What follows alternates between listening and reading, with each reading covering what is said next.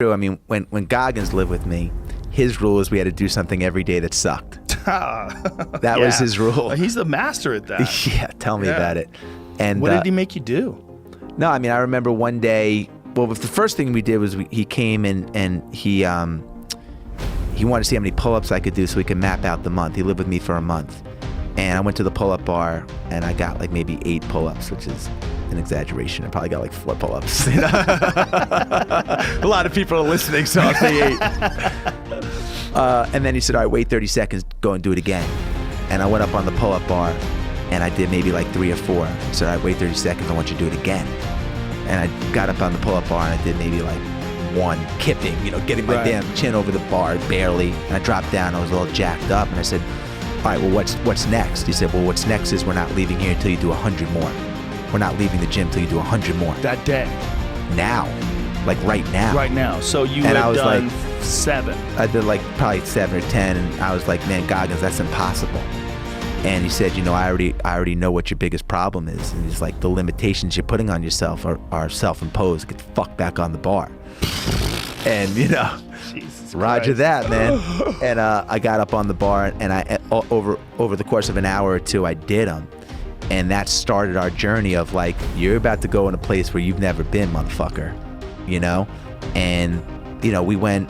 I remember one day I was sitting on the couch, and in Connecticut where I was living at the time, and on the ticker on the TV, the emergency broadcast system came up: stay inside, freezing rain, icy conditions, high winds, stay inside. It was like beeping, stay inside. And Goggins was like, this is amazing, man, let's go for a run. And I'm like, they're telling us the exact opposite, man. They're broadcasting to the whole community to stay inside. Right. So we go for a 10-mile run in the blizzard, and we come home, and I lived on a lake, and kids are playing hockey on the lake. So we go down, and he takes his hand, he moves all the snow off the ice. He gets a boulder, and he breaks the ice, a little hole in the ice with the boulder, and then he takes his hand, he makes the hole a little bit bigger, and then he jumps in. And then he points at me, and he takes his finger, and he signals for me to jump in. I'm not going in the fucking freezing cold water, because my mother told me as a kid in Long Island, don't go anywhere near the frozen water. If you fall in, you have like a minute, Right. He's bathing in it. So, of course, I go in, and he looks at me, he's like, man, you got about 2 to 4 minutes, you're going to get hypothermia. We just went on a run. We got to get you out of the lake. And I go to get out. He goes, you can't get out. He goes, if your skin touches the ice, it's going to stick to the ice like the kid in Christmas Story, his tongue that sticks to the pole, So he puts my shoes back on my hands and picks my ass up and I put my socks on or whatever, and I bear crawl out of the ice, and I run up, and I see my wife looking out the window as I'm running into the house, and we come in. She says to Goggins, like, what's the medical benefit of jumping in a frozen lake? And he said to her, there's no medical benefit. She's like, this is what your husband signed up for. He's like, I want to see how far he's willing to go to get to his goals. And I was like, fuck, this is going to be some 30 days, man. Jesus. Wow, what was the toughest thing he made you do?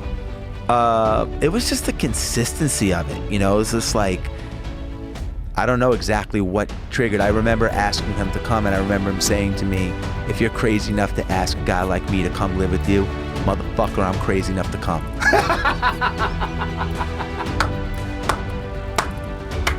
3 days later, he shows up with 1 bag. Knowing him, that is exactly what it would sound like if he said it with those crazy eyes. Yeah. That's crazy that he just agreed. I loved it, by the way. It was one you? of the best months of my life. I Really? loved being around him. He's an amazing guy.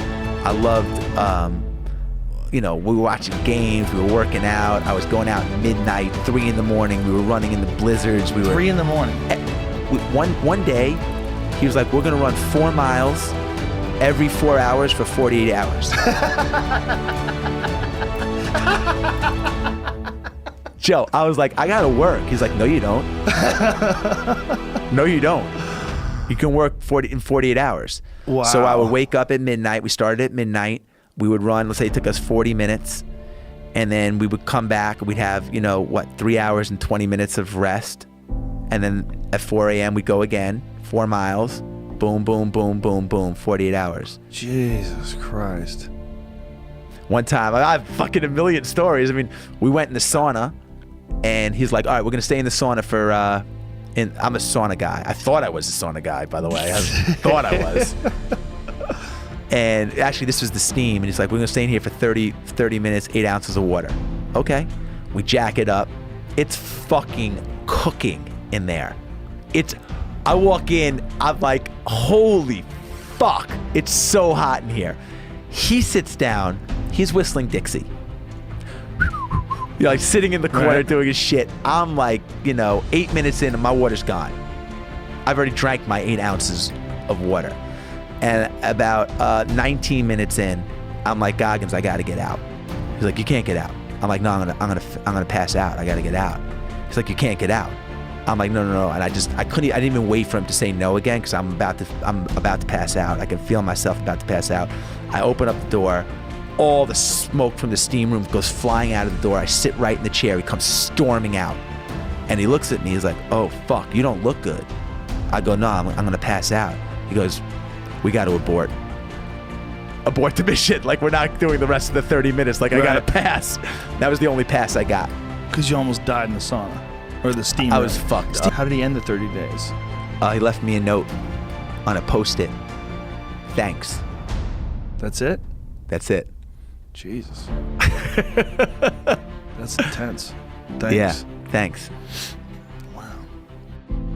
Jesus Christ. My goodbyes are like long hugs. Yeah, right. Exchanging shit, planning. Thanks.